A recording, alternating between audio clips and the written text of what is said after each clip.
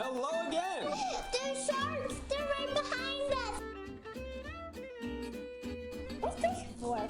That's my snorkel. Do you know you could brine fish too? Brining is a great way to enhance the flavor and the texture of your fish, and it's pretty darn easy too.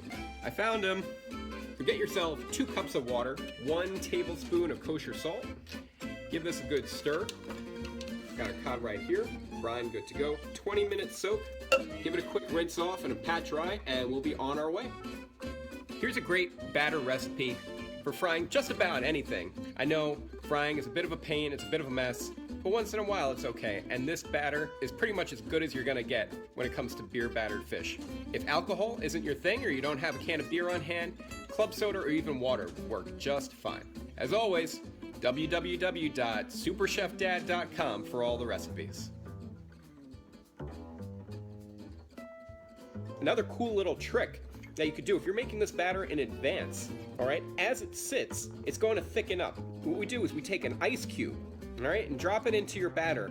The ice will slowly melt, balance out the consistency of the batter. It's also going to keep it nice and cold, which is really important for super crispy fried fish. Time to fry.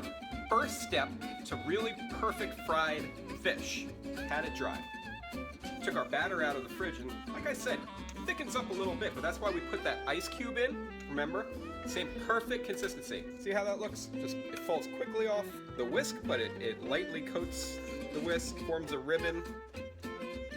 So we got our batter ready to go. Hark! A herald angel sings. Yes. Yes, angel. Can I help you? Are you gonna help me fry this fish? What are you looking for? Do you wanna say hi to everybody?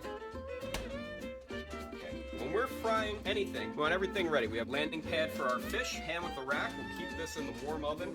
We have our dredge. We have our oil heating up. All right, can you see our handy dandy deep fryer thermometer here? We're looking for 375. We're going to go into the flour, into the batter, and now you have a choice here. You could go right from the batter into your oil, and it'll be totally delicious and traditional. We're gonna take it one step further and go back into the flour, okay, which is gonna add like an extra crispy crust for our fish.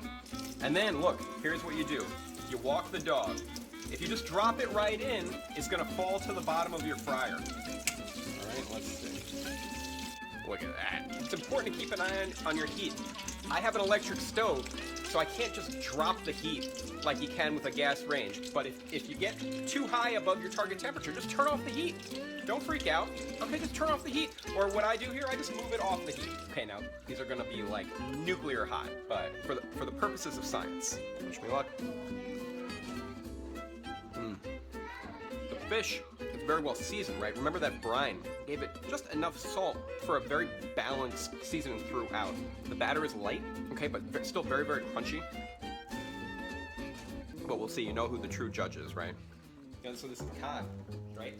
Oh my cod! Codfish! that was a joke that Zoe made up when she was much younger. It's really, really jarring. Codfish! Codfish! Codfish! Really? As Trixie's mommy? Codfish! Codfish! You all hyped up now. You know, this is the first time that you're having a beer. Wow, they grow up so fast. Yeah, you're not driving tonight, are you? Good. Look at this stuff. Isn't it neat? Wouldn't you think my collection's complete? Wouldn't you think I'm the type of chef that has everything? I'm a girl who has everything. I know we have the Ariel doll, but I gotta be honest, this isn't cod. This is mermaid. Okay, so here's the method for slow-cooked fish. Today we're doing cod, but any other flaky fish or a full-flavored fish like halibut, salmon, bass, and honestly, it's sort of set it and forget it. Get yourself a pan, whatever size pan is appropriate for your fish. Have some baby spinach, our old friend, garlic confit. We have some black olives, lemon zest. And this is just gonna steam, give the fish a great aroma, and then we'll finish the dish with another squeeze of fresh lemon juice. And that's it. Why am I whispering? I don't know. It sounds kind of cool, right? Fish goes on top. a tiny little sprinkle more salt. I know it seems excessive, but you want that little pop of salinity right when you take a bite. Cover the whole thing with foil, 250-degree oven for 20 to 30 minutes. I would go 20 minutes if you're using the thinner pieces of cod, 30 minutes if it's a thicker fillet. What we're looking for is the fish to just be very warm in the center, to be about 140 degrees. It will continue to cook while we finish things up, while it sits in the hot pan until it reaches 145, 150 when it's perfectly cooked, but not dried out by any means, okay? Our spinach and olives. Zoe, you want some of these olives? No! I'm whispering again. I can't help it. I really like it. Maybe I'm gonna whisper from now on. Dad, I can hear you. I know. I'm whispering to the fish. I'm a fish whisperer. Wait, Zoe, what was that you just said?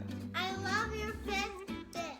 I'm glad they make you happy. You know why I made these? Right? Because I love you, and I know you would like them. All right, let's see how our fish turned out.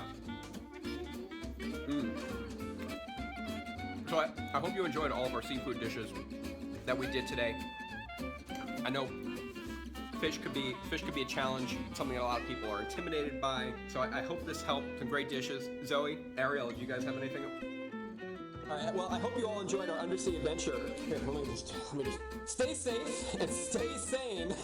And until the next time, happy cooking. That's good, let's just relax.